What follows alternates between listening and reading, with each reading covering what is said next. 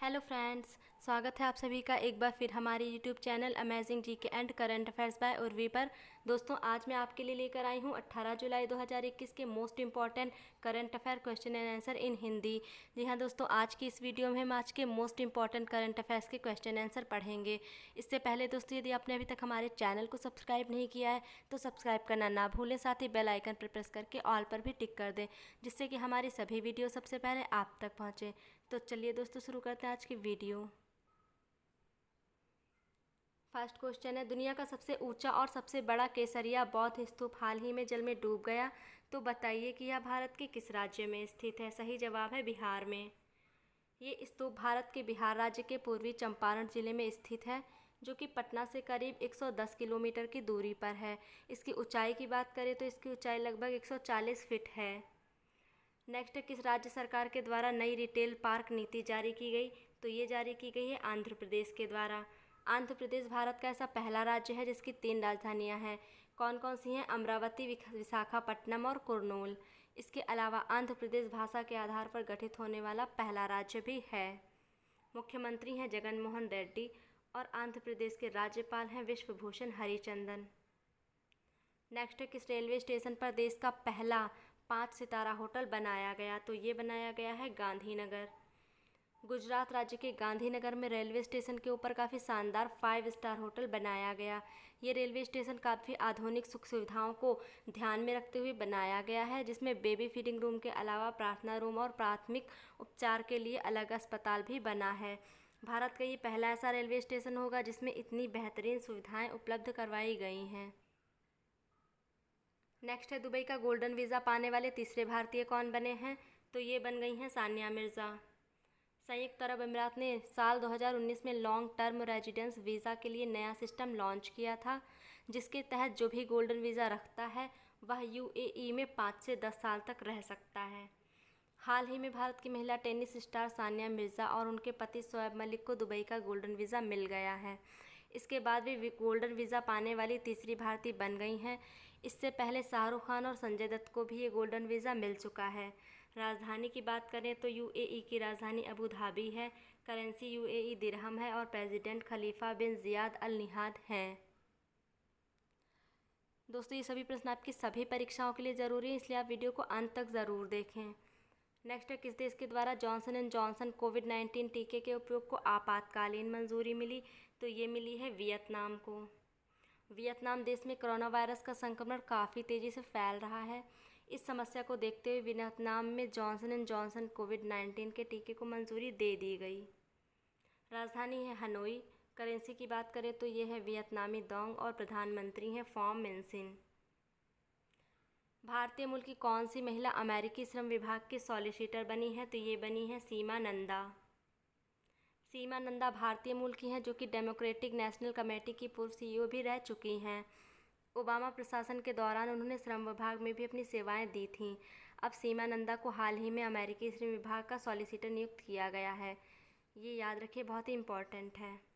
राजधानी है Washington DC. America की करेंसी है अमेरिकी डॉलर। 46वें राष्ट्रपति बने हैं जो बाइडेन और उपराष्ट्रपति हैं कमला हैरिस। दोस्तों, वीडियो का एक एक क्वेश्चन आपके लिए बहुत ही ज़रूरी है, इसलिए आप इसे नोट भी कर सकते हैं, जिससे आप इसे बाद में भी पढ़ सकें। नेक्स्ट है, किसके द्वारा एआई आधारित शिकायत विश्लेषण ऐप CPGRAMS लॉन्च किया गया, तो ये लॉन्च किया गया है राजनाथ सिंह के द्वारा। राजनाथ सिंह हमारे देश के रक्षा मंत्री हैं, याद रखिएगा, जिनके द्वारा हाल ही में आर्टिफिशियल इंटेलिजेंस पर आधारित ऐप लॉन्च कर दिया गया है। ब्रिक्स पर्यटन मंत्रियों की बैठक में भारत की तरफ से किसने अध्यक्षता की है, तो ये की है जी किशन रेड्डी। साल 2021 में ब्रिक्स पर्यटन मंत्रियों की बैठक में भारत की तरफ से पर्यटन मंत्री श्री जी किशन रेड्डी ने अध्यक्षता की है। इस बैठक का मुख्य उद्देश्य होगा ब्रिक्स देशों के बीच पर्यटन सहयोग को बढ़ावा देना और प्रभावी तरीकों को विकसित करना। ब्रिक्स क्या है, देख लीजिए, 4 देशों का एक समूह था जिसमें बाद में 2010 में दक्षिण अफ्रीका शामिल हो गया, जिसके बाद इसे ब्रिक्स कह दिया गया।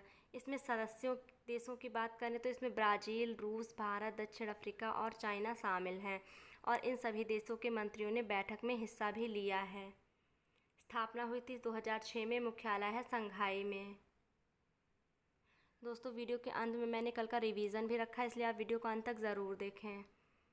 एप्पल कंपनी को पीछे छोड़ते हुए पूरी दुनिया की नंबर 2 की स्मार्टफोन निर्माता कंपनी कौन बनी? तो ये बन गई है शाओमी।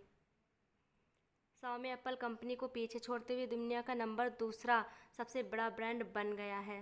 वहीं पहले नंबर की बात करें तो पहले नंबर पर सैमसंग है और दूसरे नंबर पर शाओमी, और अब एप्पल तीसरे नंबर पर आ गया है। नेक्स्ट क्वेश्चन मोस्ट इम्पॉर्टेंट है, वर्ल्ड स्नेक डे यानी कि विश्व सर्प दिवस कब मनाया गया? तो ये 16 जुलाई को। हाल ही में 16 जुलाई को विश्व सर्प दिवस मनाया गया। इस दिवस को मनाने के उद्देश्य की यदि बात करें तो मनाने का उद्देश्य सांप की विभिन्न प्रजातियों के बारे में जागरूकता बढ़ाना और पारिस्थितिक संतुलन को बनाए रखना। नेक्स्ट है, हाल ही में लॉन्च हुई पुस्तक the art of conjuring alternate realities किसके द्वारा लिखी गई? तो ये लिखी है आनंद वेंकट नारायण और शिवम शंकर सिंह, यानी ए और बी दोनों ने।